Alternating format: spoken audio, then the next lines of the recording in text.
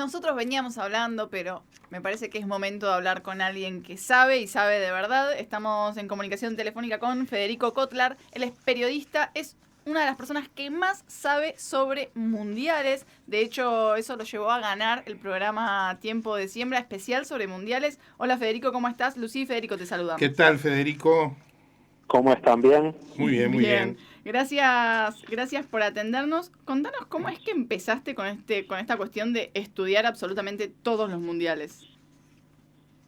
Bueno, como pasa con tantas cosas en la vida, tiene que ver con pasiones que arrancan cuando somos chicos. Y lo que ocurrió fue, bueno, yo tuve la suerte de leer desde muy chiquito, desde los 4 años, pero la primera lectura seria que pude hacer justo coincidió en 1982 con que se venía el Mundial de España y aparecieron unas revistas que se llamaban los Mundiales de Fútbol y la Copa 82, que estaban muy bien escritas, muy bien editadas, con contenido que era muy, digamos, muy favorable para un nene de mi edad, con dibujos, digamos, estaba todo muy bien realizado. Y eso hizo que me interesara, que fuera mi primera lectura, digamos, un poquito más seria de materiales periodísticos, y a partir de ahí, bueno, eso quedó vinculado a los mundiales de fútbol y fue algo que arrastré después a lo largo de mi vida adulta. Ajá. Y yo te pregunto, digo, a ver, pensando en esto que vos decís, ¿por qué los mundiales y por qué no un club? ¿O por qué no la historia de un club? Digo, ¿por qué vos sentís que te atrajo el tema de los mundiales?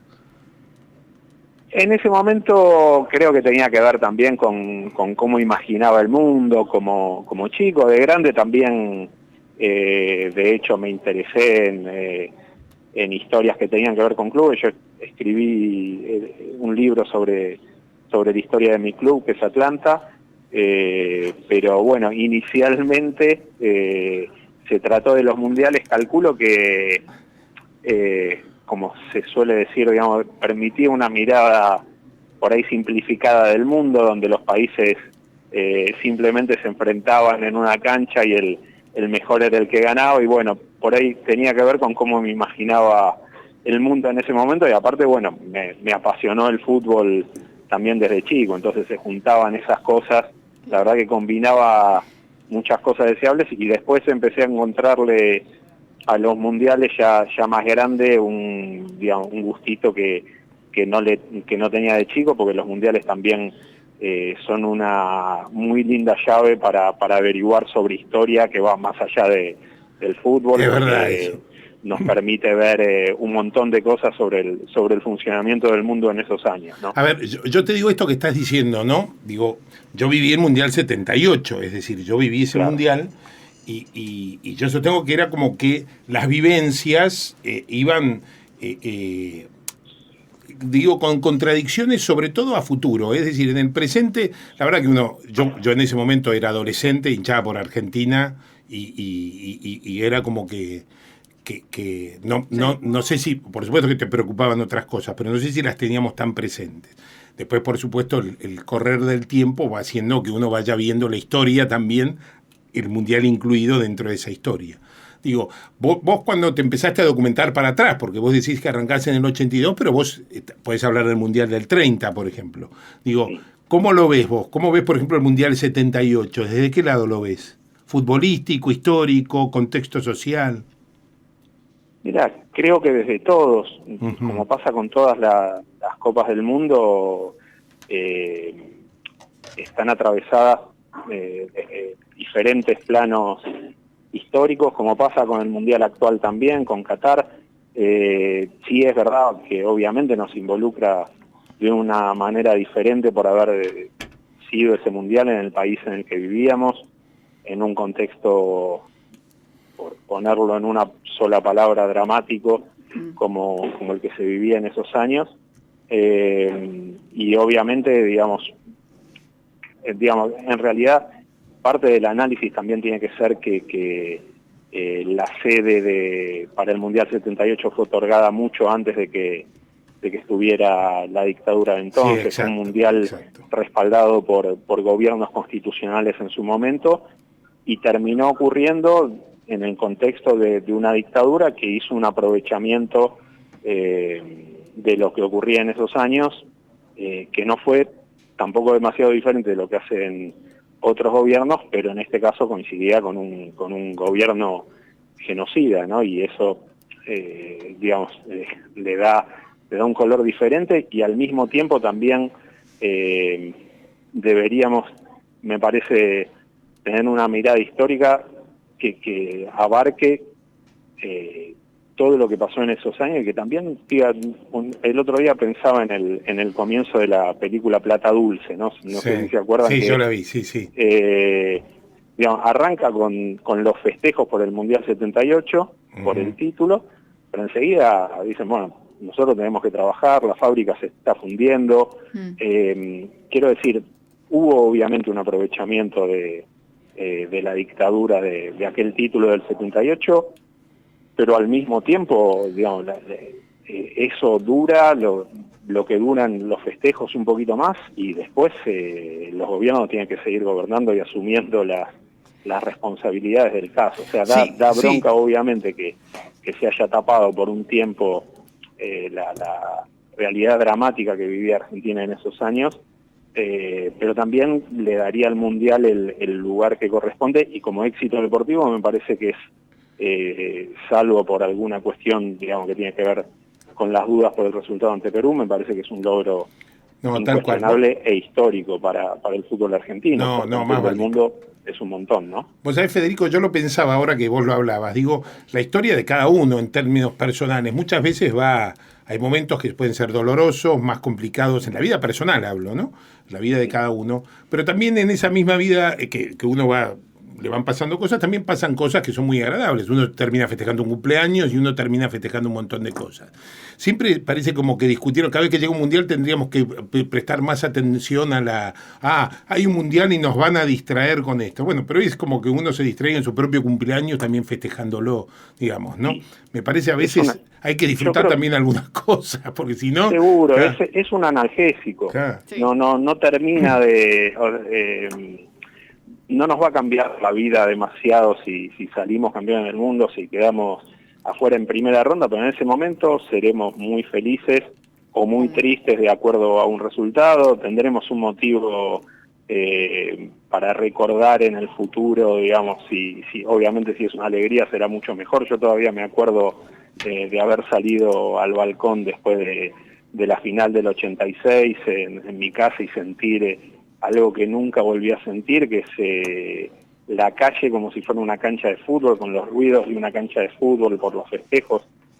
Y esas son imágenes que quedan para toda la vida, pero no, digamos, tampoco me cambió mi realidad en ese entonces más que un ratito, más que tener un festejo, una alegría, y bueno, no es poco tampoco, porque no sobran las alegrías en la vida, ¿no? No, tal cual. Bueno, te cambio, seguimos con el tema de los mundiales, pero te pregunto esto por curiosidad. Viste que no hay muchas camisetas de selecciones rayadas y demás, digamos, a rayas, a bastones. Digamos, que está la nuestra, la de Paraguay, no sé si debe haber alguna otra, pero digo, no sé, en los mundiales creo que no, me parece que somos nosotros. ¿Argentina siempre usó esta camiseta en los mundiales? Y Bueno, digo, Argentina... y si en algún momento tuvo que cambiarla, obviamente sé que hemos cambiado, incluso tuvimos que salir a buscar alguna camiseta en algún momento, pero digo, ¿cuándo cambiamos de camiseta por primera vez? Estas cosas, ¿cómo fue? Mira, hay un detalle muy curioso, divertido, que tiene que ver con la camiseta en el Mundial 58. En ese primer partido, Argentina enfrenta a Alemania y juega con una camiseta amarilla, y es una historia muy parecida a la que muchos recordamos acá del Mundial 78 en el partido Francia-Hungría, que Francia, por el parecido de la camiseta con la de Hungría, termina jugando con una camiseta de Kimberley, que es blanca y verde, a rayas verticales. Sí.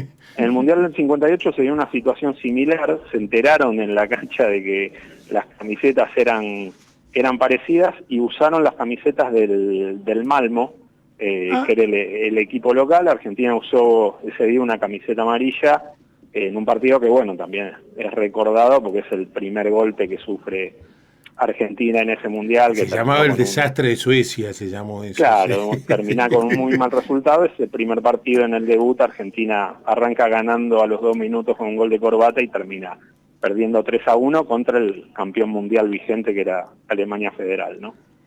Si vos tuvieses que elegir una, o sea, la anécdota que más recordás o la que siempre querés meter en algún lado, ¿cuál sería y por qué? La anécdota personal. De algún mundial, algún dato mundial que vos digas, este dato para mí es clave y cada vez que puedo lo meto. La verdad que me pones en un brete porque yo tengo como una mirada muy muy general Sí. de los mundiales, digamos. No me costaría un poco circunscribirlo a una sola historia, pero hay una historia que me encanta resaltar de los primeros años de los mundiales. Ahora, hace poco, yo estoy trabajando en un podcast que se llama Cada Cuatro, que tiene que ver con la historia de los mundiales de fútbol, y marcamos esta anécdota también para poner sobre relieve lo que eran los primeros mundiales, ¿no? Y siempre me gusta contar que en Uruguay 1930, Nolo Ferreira, que era un crack de Estudiantes de esa época, que arrancó ese campeonato como centrodelantero, perdió el puesto porque se fue a Buenos Aires en el medio de la competición para rendir un examen en la facultad. Y me parece que está bueno, digamos, él quería ser notario, dio un examen en la facultad, se volvió a Montevideo en barco, y cuando volvió, el titular en el puesto era Stabile, que después la rompió. Claro, después la rompió Stabile. Ahora, escúchame, ¿le fue bien en la vida a este hombre? ¿Aprobó ese examen, por lo menos? Decime que aprobó. Nolo Ferreira, claro, aprobó, y aparte es un crack, es una gloria de Estudiantes. En ese partido perdió el puesto, pero no dejó de ser titular, pasó a jugar de 10, y Stabile quedó como el centrodelantero titular y terminó siendo goleador del mundial. Claro, por eso digo. Che, y hablando de goleadores, así, digo, de Argentina, durante mundiales, porque viste que empezamos que Stabile, que Messi, porque antes se jugaban menos partidos también en los mundiales. Claro. ¿No? Era menor la cantidad de partidos. Entonces digo, ahí en promedio de partidos y eso, ¿quién sería el máximo goleador de Argentina? Y Stabile. Stabile es el que jugó menos. Claro, jugó menos partidos en ese primer mundial en 1930. Argentina jugó 3 partidos en fase de grupo, de los cuales uno Stabile no lo jugó, por esto que te decía, que arrancó Nolo Ferreira como titular contra Francia, y Stabile en 4 partidos hizo 8 goles. O sea, 2 por partido, es un récord inalcanzable. El tema es que eso que vos apuntás bien, está también matizado por el hecho de que en esa época había más cantidad de goles por partido, ¿no? O sea, cambiaron los esquemas defensivos, digamos, se empezó a priorizar más la defensa, te diría a partir de los años 60, sobre todo después de Suiza 54, que si revisás los resultados parecen de partidos de oficina. Hungría le ganó 8-3 a Alemania en la primera fase, Austria le ganó 7-5 a Suiza en cuartos de final, Alemania le ganó 7-4 a Turquía, digamos, hubo muchos resultados en ese orden y después las cosas se fueron acomodando un poquito más a lo que conocemos ahora.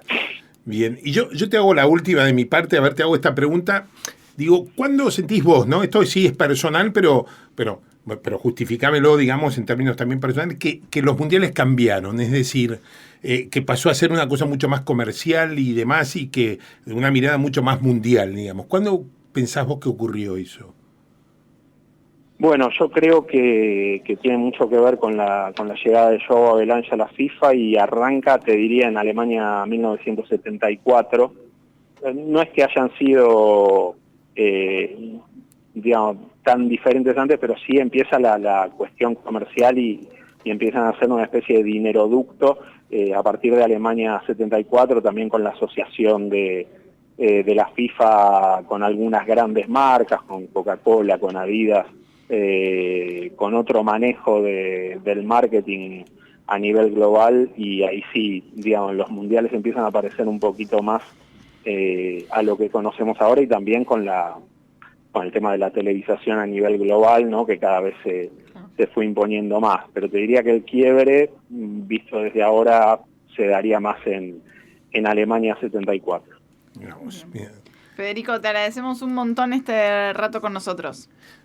Buenísimo, les agradezco a ustedes y pido Tu permiso podcast, para meter una vez eso, más comentando sobre lo del podcast, ¿sí? Porque me interesa a mí también. Eso Buenísimo, buenísimo, claro, les quiero contar porque aparte Claro. el boca a boca para Claro, nosotros tal es cual. fundamental. Es un podcast que se llama Cada Cuatro, que conduce Lola del Carril, que es relatora, va a relatar partidos en el Mundial desde Qatar, y que tiene que ver con la historia de los mundiales de fútbol, pero también desde una mirada un poquitito más amplia, no solo por el lado de los resultados, que también están Bien, la buscamos así en Spotify entonces. Cada cuatro, perfecto. en todas las plataformas. Muy bien. Bueno, muchas gracias, Federico. Muchas gracias a ustedes.